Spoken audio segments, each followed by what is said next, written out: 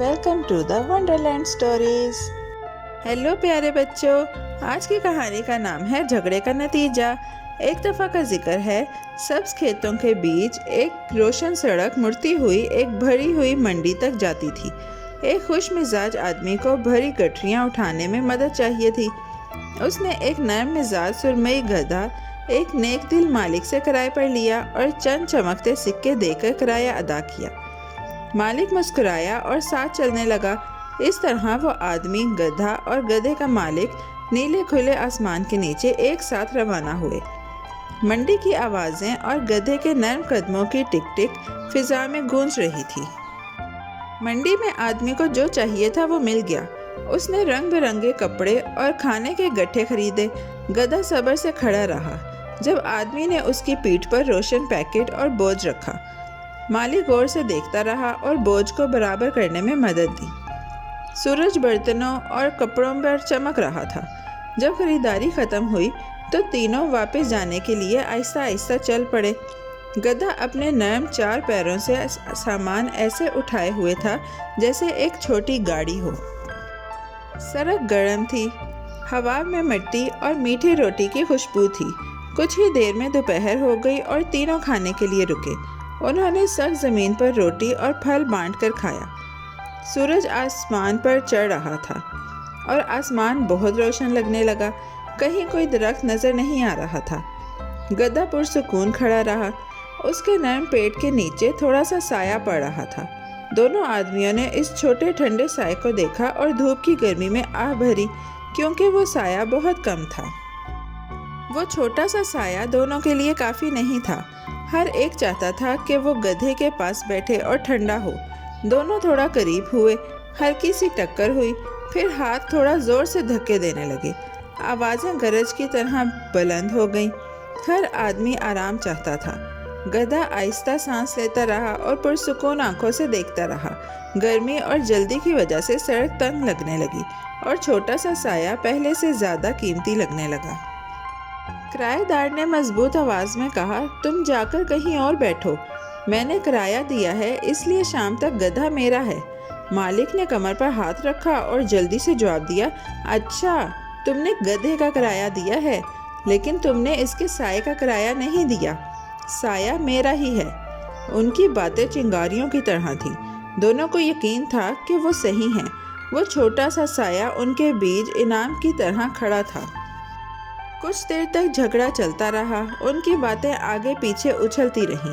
وہ ایک دوسرے کو تھوڑا اور دھکے دینے لگے۔ ہو سکتا ہے بازار کے دکاندار جھانک کر دیکھتے ہوں۔ سورج تیزی سے دھوپ برسا رہا تھا۔ گدھے نے آنکھ جھپکی اور ایک بار پیر مارا۔ دونوں آدمیوں کی آوازیں اور اونچی ہو گئیں۔ ان کے ہاتھ بھی حرکت کرنے لگے اور گرم سڑک پر بے چینی سی ہو گئی۔ بازار کا سادہ دن ایک شور والے جھگڑے میں بدل گیا تھا، اور وہ بھی ایک چھوٹے سے ٹھنڈے سائے کے لیے۔ اچانک جھگڑا مار دھار میں بدل گیا۔ ایک آدمی نے لاٹھی اٹھائی اور غصے سے مارنے کی کوشش کی۔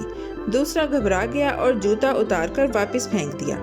لڑائی کے دوران یا تو لاٹھی یا جوتا گدھے کو لگا۔ وہ ڈر گیا اور اپنی جان بچانے کے لیے دوڑ پڑا۔ گدھے کے قدم تیزی سے سڑک پر پڑنے لگے۔ سامان ہلنے لگا۔ گدھے کی گردن پر بندھی چھوٹی گھنٹی بجی اور پھر آہستہ آہستہ دور ہوتی گئی۔ اچانک بھاگنے سے منظر میں شور اور دھول بھر گئی۔ گدھا گلی میں دوڑتا گیا اور ایک موڑ کے پیچھے غائب ہو گیا۔ اس کی پیٹھ پر رکھا سامان ہلتا رہا اور کچھ چیزیں آہستہ سے زمین پر گر گئیں۔ مالک اور کرایہ دار ہانپتے ہوئے وہیں کھڑے رہ گئے اور بھاگتے گدھے کو دیکھتے رہے۔ وہ ٹھنڈا سایہ بھی گدھے کے ساتھ ہی چلا گیا۔ منڈی کی آوازیں واپس آنے لگی، مگر وہ سکون والا مقام جس کی دونوں چاہ رکھتے تھے وہ بھی ختم ہو گیا۔ انہوں نے آرام ڈھونڈنے کے لیے شور مچایا اور اس نرم جانور کو کھو دیا جو یہ سہولت لایا تھا۔ آخر کار دونوں آدمی گرم اور گرد آلود سڑک پر بیٹھ گئے۔ سورج تیز تھا اور ہوا چمک رہی تھی۔ ان کے گال گرم تھے اور قمیض پیٹھ سے چپک رہی تھی۔ اب نہ گدھا ان کے پاس تھا اور نہ ہی وہ چھوٹا سا سایہ جسے وہ چاہتے تھے۔ سڑک بڑی اور خالی لگ رہی تھی۔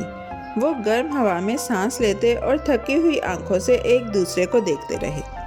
دھوپ نے ان کے کندھے چھوئے اور دن چھوٹا اور بھاری لگنے لگا۔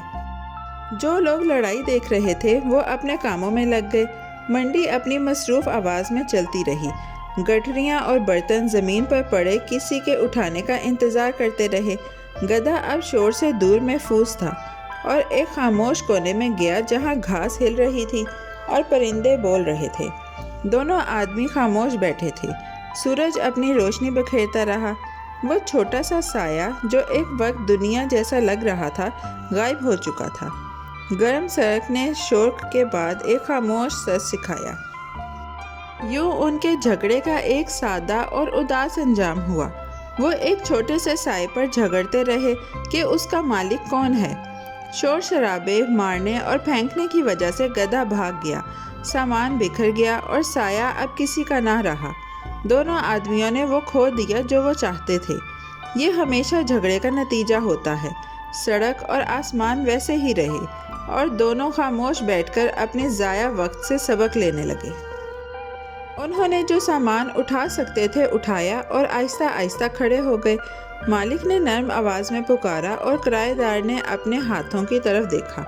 دن آگے بڑھ گیا اور منڈی کی آوازیں دور ہوتی گئیں۔ سورج ان کے سروں پر چمک رہا تھا۔ اس لمبے روشن لمحے میں وہ خود کو چھوٹا اور تھوڑا بے وقوف محسوس کرنے لگے۔ خاموش سبق ٹھنڈی مٹی کی طرح دل میں اتر گیا۔ پیارے بچوں، آج کی کہانی یہاں ختم ہوتی ہے۔ بہت جلد ہم ایک نئی اور دلچسپ کہانی کے ساتھ واپس آئیں گے۔ Bye bye.